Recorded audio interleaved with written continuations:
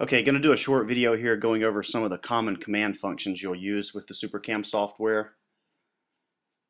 These command functions are found along the right hand side of the screen in this blue box.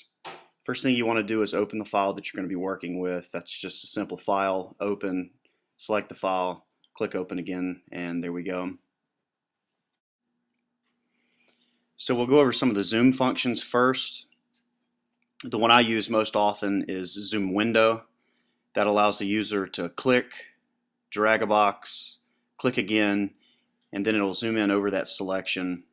Zoom out, one click at a time, will zoom the screen out just a little bit. Zoom in, one click zooms it in just a little bit.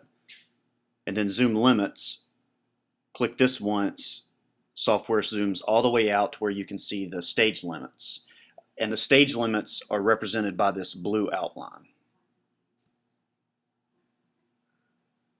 And while I'm thinking about it, the drill bit is represented on the screen as this green set of crosshairs.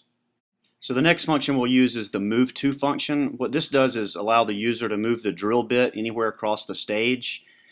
Just click and the drill bit will go into action, moving across the stage. You want to be careful when you use this function that you don't run the drill bit into any stage clips or the sample itself. So just make sure that you raise the drill bit up high enough to avoid that. We can do another move to and move the drill bit back into location here. And let me point one thing out real quick. These two blue crosses that have appeared on the screen here, that just indicates where I've clicked. And those do come in handy sometimes, but that's kind of out of the scope of this video. Other than I will say, if you click redraw there, those crosses will disappear.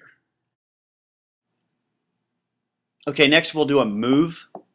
This is different than move to. What we do is click, drag the red box, click again, and it highlights all of the vectors inside of that red box. Now, everything that's highlighted will be moved when you use this command. So go down, bottom right corner, click move. It's going to ask you to choose a base point. This is sort of arbitrary in that you just move according to that point or relative to that point. As you can see here, that ghost image appeared.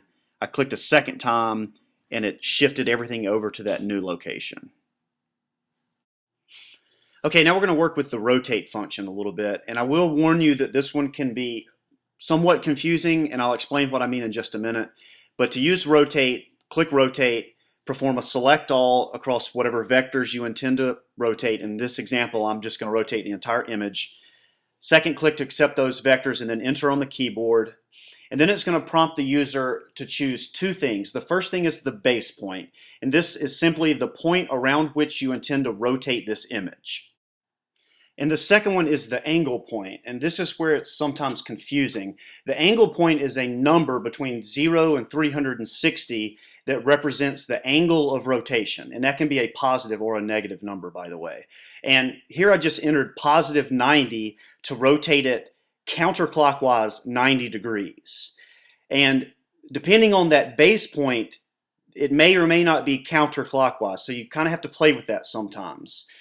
So now what I'm going to do is I'm going to enter negative 90, and that's going to rotate it back 90 degrees, but this time in the clockwise direction. So you kind of have to play with this sometimes, and when you're using this to orient the sample, these are oftentimes very small angles, so sometimes it takes just a little bit of trial and error to get that exactly right.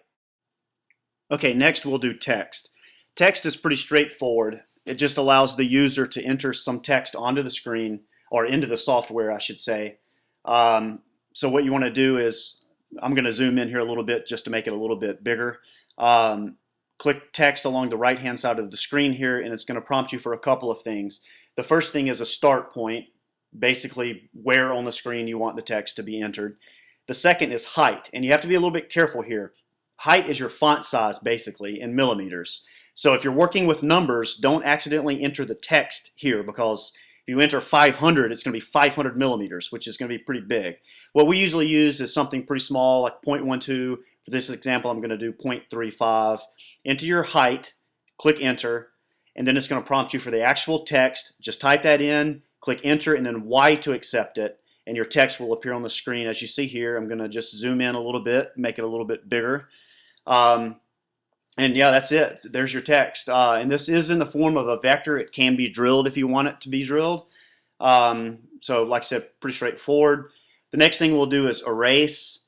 This is obviously very simple. You're just going to erase something, a vector, or in this example, the text that I just entered. After clicking erase along the right hand side, simply highlight the text or the vectors that you want to be erased, and then click enter. It's going to ask you no or yes. You click Y for yes, and then it will erase it for you. Okay, and that's pretty much it as far as the basic commands that you'll be using a lot. The only other thing that we'll want to do at this point is exit out of the software. If you're going to accept these changes that you've made, you'll do a file save. I don't want to save these changes, so I'm just going to close out of the software. That will reset the file back to the way it was before I used it. And then exit, turn your machine off, shut the software down, and you're done.